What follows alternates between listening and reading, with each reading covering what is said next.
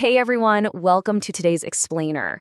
I am super excited to have you here because we are jumping right into a foundational lesson from Nova English Academy.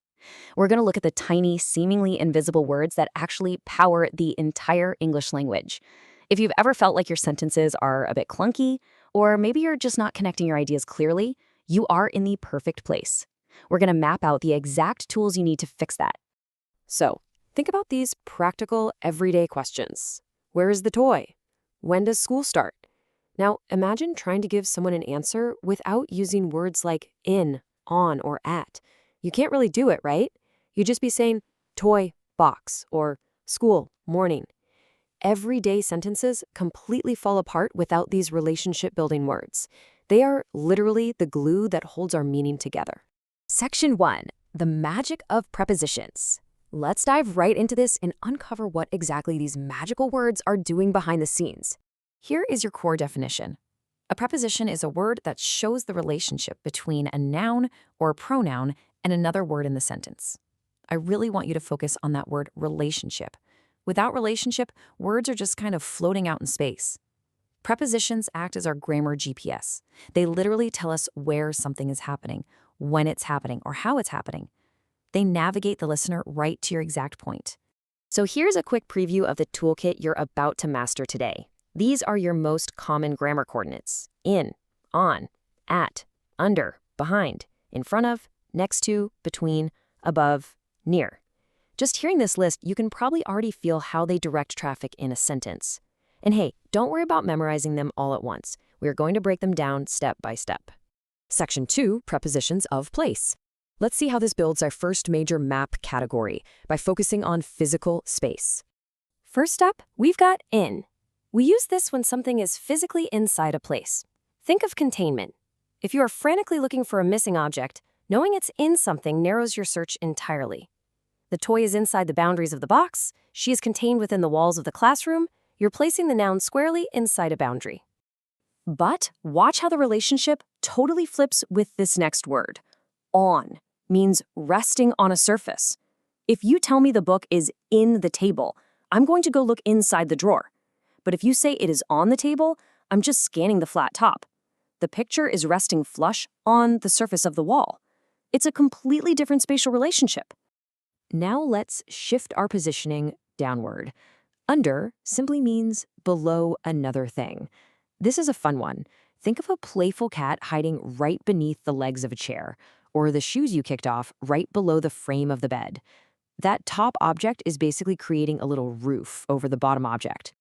Moving right along, let's look at how we position things side by side. Next to means right beside. Visualize a map of your town. The school is planted directly next to the park. Now add a third element, and you get between, sitting smack in the middle of two things.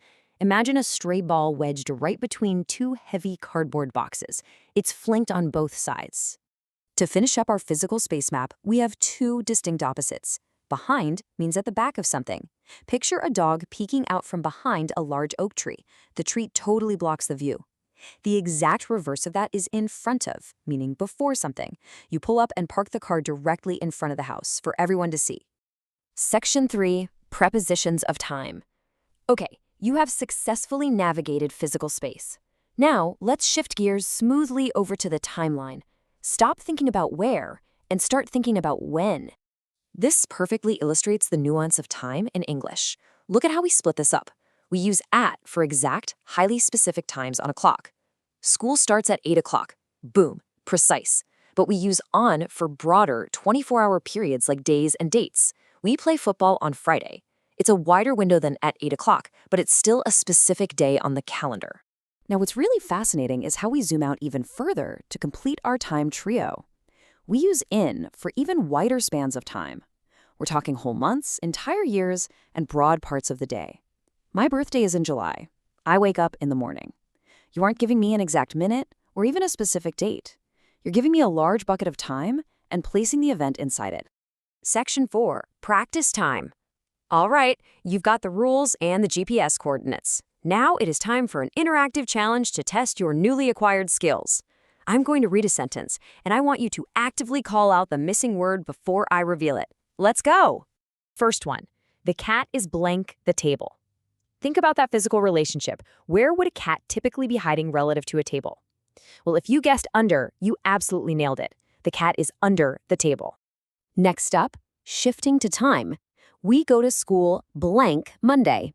Try to recall the specific rule we just talked about for a full 24-hour day of the week. The answer is on. We go to school on Monday. Let's try some geography.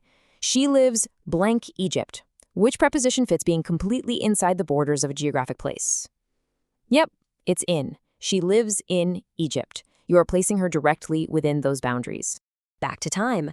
The class starts blank 9 o'clock. This is an exact time on the clock. It requires the absolute most precise, pinpoint preposition we have. What is it? It's at. The class starts at 9 o'clock. Final challenge. The ball is blank the 2 chairs. Picture the visual in your head. An object is sitting right in the middle, flanked by 2 other distinct things. That relationship is between. The ball is between the 2 chairs. Incredible job if you got all of those right. Section 5. The quick review. So, the absolute crucial point here is that mastering these rules isn't about memorizing random words. It's about understanding how objects and times relate to each other. Let's lock in everything we've mapped out today. Here is your ultimate cheat sheet summarizing all the rules from Nova English Academy. Notice the logic at play here. In means containment, whether you're inside a box or inside a month. On means resting on the surface or falling on a specific 24-hour day. At is your pinpoint laser for an exact time. Then you've got your spatial directional words, under, between, next to, behind, and in front of. Once you see the whole matrix laid out like this, it is incredibly logical, isn't it? And that leads us to our final thought for this explainer. How will mastering these tiny words unlock massive clarity in your daily life? Just think about it. Every single time you give directions, schedule a meeting, or describe a scene, you are relying on prepositions to build the picture in the listener's mind. Without them, there is literally only confusion. But with them, you have total precision. I challenge you in your very next conversation to pay close attention to how many times you naturally use these tiny grammar GPS coordinates. It might just blow your mind. Thanks so much for joining me for this explainer. Keep learning, and I'll